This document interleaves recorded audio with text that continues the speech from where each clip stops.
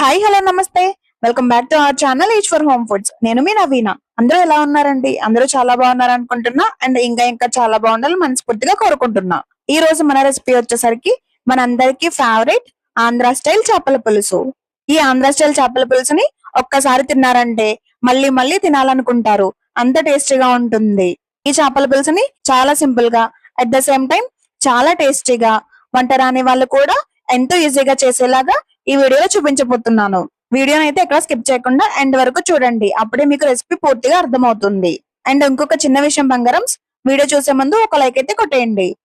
నేనైతే ఈ ఆంధ్ర స్టైల్ చేపల పులుసు చేయడానికి అయితే 1 కేజీ చేపలు అయితే తీసుకున్నానండి. వాటిని శుభ్రంగా వాష్ చేసుకున్న తర్వాత కొద్దిగా పసుపు, కొంచెం సాల్ట్ వేసుకుని ఆ సాల్ట్ పసుపు ముక్కలకి బాగా పట్టేంత వరకు ఒకసారి బాగా మిక్స్ చేసుకుని ఒక 10 మినిట్స్ పాటు పక్కన ఉంచుకోవాలి. నేనైతే ఈ చేపల పులుసు చేయడం కోసం సందువ చేపనైతే తీసుకున్నానండి. మీకు ఏది అవైలబిలిటీగా ఉంటే ఆ చేపతో చేసుకోవచ్చు. మన చేపల పులుసు కోసం చింతపండుని అయితే నానబెట్టుకోవాలండి. చూసారు కదా, ఒక పెద్ద సైజు నిమ్మకాయ అయితే చింతపండుని అయితే తీసుకుని ఒక బౌల్లో వేసుకుని వాటర్ వేసి సోక్ చేసుకుంటున్నాను. ఇప్పుడు మన ఆంధ్ర స్టైల్ చేపల పులుసు కోసం ఒక సీక్రెట్ మసాలా అయితే ప్రిపేర్ చేసుకోవాలి. అది ఎలా ప్రిపేర్ చేసుకోవాలి ఇప్పుడు చూద్దాం.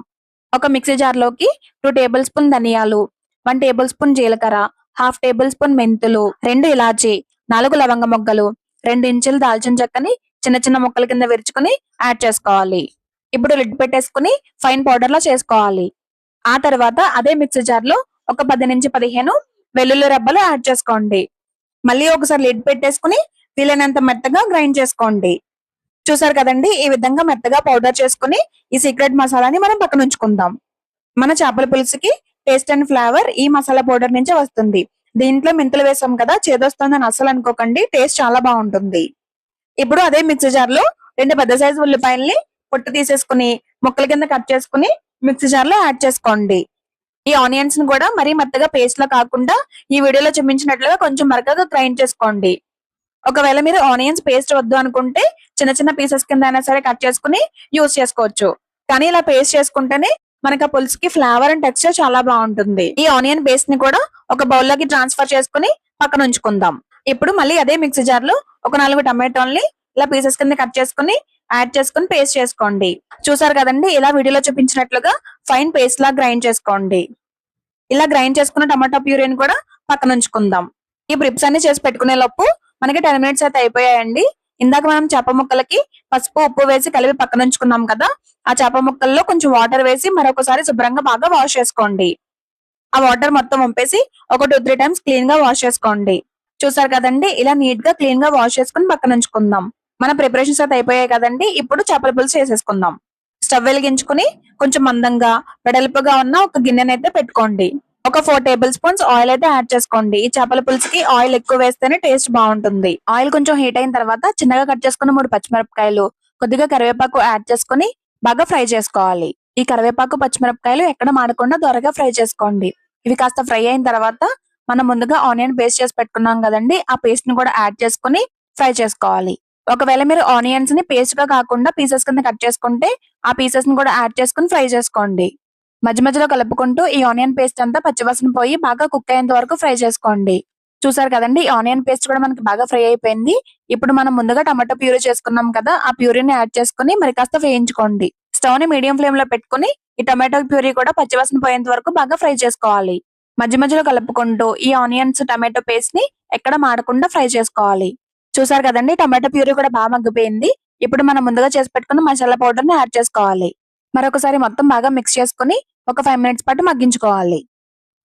చూసారు కదండి, ఆయిల్ మనకి సెపరేట్ అయింది. సో మొత్తం బాగా మగ్గిపోయింది అనమాట. ఒకసారి బాగా మిక్స్ చేసుకోవాలి.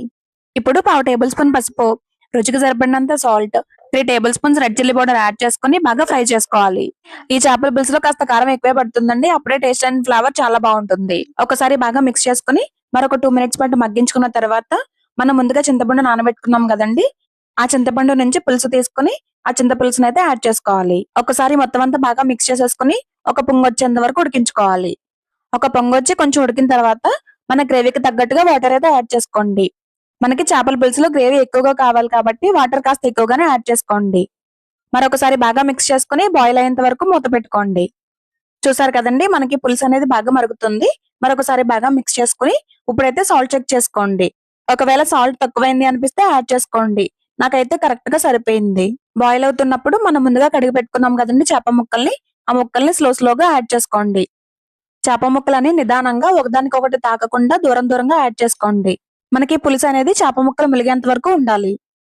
అండ్ చేప ముక్కలు కూడా పూర్తిగా పులుసులో ములగాలి. మూత పెట్టేసుకుని ఒక 10 మినిట్స్ పాటు హై ఫ్లేమ్ లో కుక్ చేసుకోండి.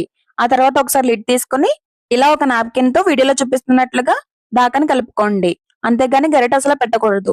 మరొకసారి మూత పెట్టేసి ఒక 10 మినిట్స్ పాటు స్లిమ్ లో కుక్ చేసుకోండి. చూసారు కదండి, ఆయిల్ సెపరేట్ అయిపోయింది అండ్ పీస్ కూడా బాగా కుక్ అయింది. మరొకసారి బాగా మిక్స్ చేసుకోవాలి.